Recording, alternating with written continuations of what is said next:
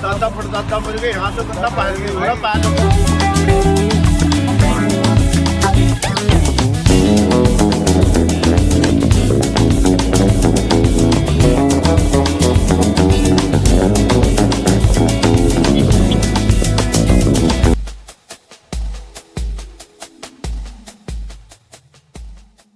उत्तराखंड की हरियाली और पहाड़ों की मिट्टी में छुपी हुई है गन्ने की मीठी कहानी, जहां से निकलता है पारंपरिक गुड़, जो न सिर्फ स्वाद में बल्कि स्वास्थ्य के लिए भी काफी लाभकारी होता है।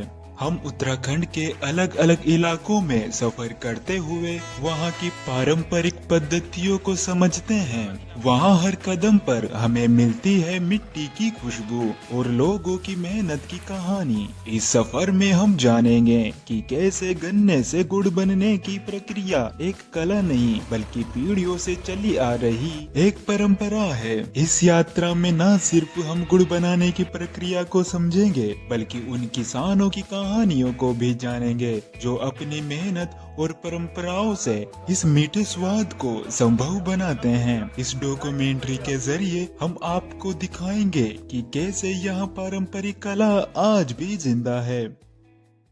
दोस्तों, इस यात्रा में हम जानेंगे गुड़ बनाने वाली प्रोसेस को और समझेंगे किसानों की मेहनत को और कैसे गुड़ में मीठा स्वाद लाती है। तो चलिए इस डॉक्यूमेंट्री में हम आपको दिखाते हैं गुड़ बनाने वाली प्रोसेस को। तो चलिए दोस्तों चलते हैं। ये उत्तराखंड के गन्ने के खेत, जहां हरियाली के बीच महीनों की मेहनत धीरे धीरे तैयार हो रही है। ये है ऊंचा मजबूत रस से भरा हुआ गन्ना, यही आगे चलकर गुड़ का आकार लेने वाला है।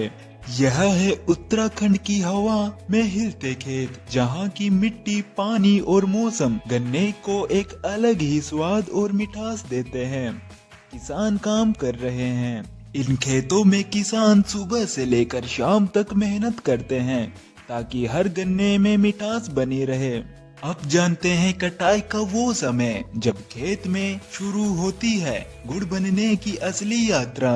यहाँ गन्ना अभी फैक्ट्रियों के अंदर पहुँच रहा है, जहाँ से इसकी जरूरी प्रक्रिया शुरू होगी। अभी गन्ना केवल ताजा और तैयार है और बहुत जल्द ही इसे मशीनों के जरिए कुचलकर रस में बदल दिया जाएगा। अभी हम जिस जगह पर हैं वह उत्तराखंड के हरिद्वार शहर का व्यू है। अब गन्ने को बड़े ध्यान से, कुशलता से मशीनों के अंदर डाला जा रहा है, जहां से इसका मीठा रस निकलने के लिए आगे की प्रक्रिया के लिए ये तैयार है। अब हम यहाँ देख पा रहे हैं कि इस रस को एक जगह इकट्ठा किया जाता है। यहाँ से शुरू होती है रस को गर्म करने की प्रक्रिया।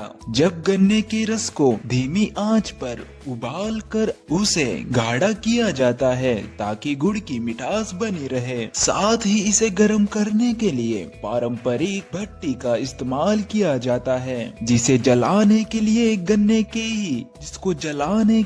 गन्ने से निकले बेकार छिलकों का उपयोग किया जाता है। अब गर्म रस पूरी तरीके से गाढ़ा हो चुका है। उसे बड़े ध्यान से पारंपरिक सांचों में ढाला जाता है। धीरे धीरे यह रस ठंडा होकर एक मजबूत, सख्त और मिठास से भरा हुआ होगा। ये थी हमारी गुड़ बनाने की प्रक्रिया।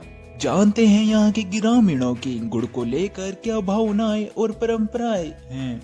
जैसे ही हम शूटिंग पर पहुंचे तो हमें यहाँ पर काफी सारे ग्रामीण दिखाई दिए, जिनसे हमने गुड़ और गन्ने की खेती के बारे में काफी जानकारी इकट्ठा की है। इस वीडियो के जरिए हम इन्हें देख पा रहे हैं और लाइव वीडियो सुन पा रहे हैं। यहाँ का गुड़ कब्बर बहुत बढ़िया है, गुड़ कब्बर बढ़िया, गन्ना बढ़िया, ऐसी बढ़िया।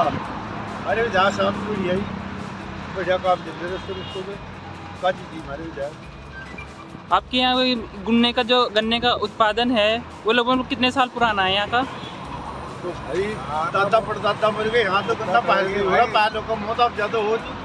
अच्छा जी, सुना है कि उधर उत्तराखंड का गन्ना बहुत ही ज्यादा मतलब अच्छा होता है, बढ़िया मतलब देसी गन्ना है, मतलब बढ़िया गन्ना होती, देसी गन्ना बढ़िया गुड़ बनता है उधर।